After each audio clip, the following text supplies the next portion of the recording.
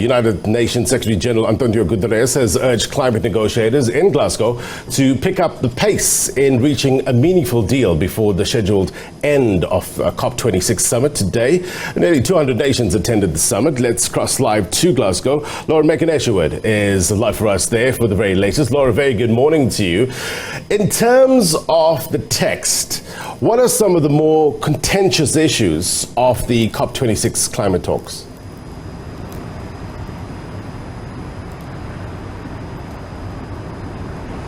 Well, there's a lot of discussion in this draft document, a new version that was published early this morning, about the strength of the wording around coal decisions, the decision to phase out coal and fossil fuel use across the world. Now, we know that Russia, Saudi Arabia, they have all been raising concerns that actually they do want to continue with some of that use, saying that it's not really realistic to phase it out at the pace at which many people in Western and other northern, in the global northern countries are trying to influence. And so consequently, in this new draft text this morning, that wording has been slightly watered down, shall we say. However, there still is a huge push for developed nations to offer up more financing, more cash to those developing nations that are currently suffering the worst effects of global temperature rises and the impacts of climate change so far. So that is definitely still in there. However, the UN's Secretary General António Guterres says that the ambition to reach a 1.5 degree global temperature rise by the end of the century, rather than anything above that, is currently on life support. So moving into this last sort of 12-hour scheduled period at least, the pressure is really on for negotiators to pull out all the stops here. It's about the viability of the COP process and, of course, the Paris Agreement if these contentious issues of the text are not ironed out.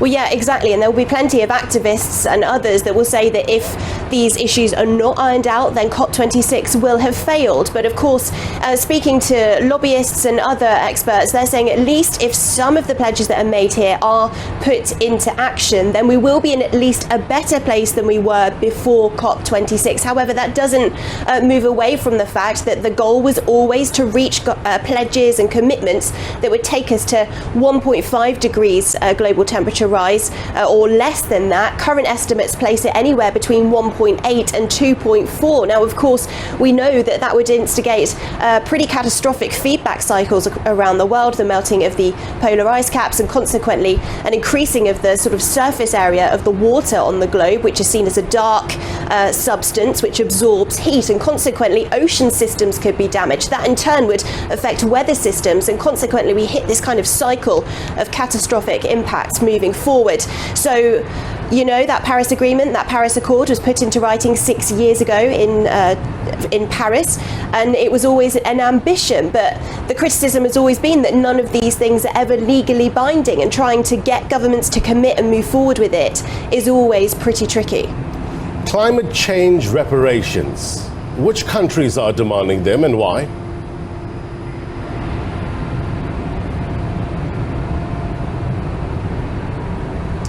Well, did you say reparation or reformation? Reparations.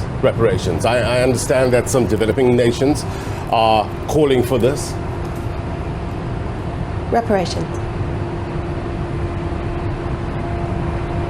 Yeah, absolutely. There's a lot of sort of islands in the Pacific that are saying that they are currently experiencing loss of their land, even from sea level rise already. Things like looking at coconut trees and seeing that they're actually falling away into the sea, having stood there for hundreds of years, because the land is being taken by the sea. And there's also other nations, of course, who are developing their economies, many across Africa, that say that they can't simply afford to put in those mitigation projects that are needed to try to protect them from desertification and drought, because they simply don't have the money. And so there's a lot of pressure on the global north, those developed nations that have harboured and used fossil fuels over the last century for their industrial revolutions, and saying that they have a responsibility for the legacy that they have then sort of caused, and that huge emission of carbon dioxide and other greenhouse gases into the atmosphere, and saying they need to pull out all the stops, they need to pull their weight and try to offer more to those developing nations that need it.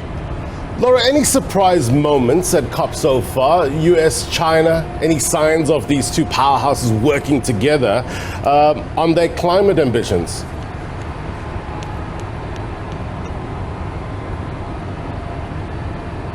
Yeah, absolutely. And that came as a bit of a shock to quite a few nations, I think, here in Glasgow, at least, this unexpected announcement that the US and Russia would be working together, they say, to try to cut greenhouse gas emissions and carbon emissions from their nations. Of course, the US and Russia are some of the biggest emitters globally. And there was always this criticism, and also with China, the US is working there. And there was always this criticism there that China's President Xi Jinping had not arrived here to join leaders at the start of this summit.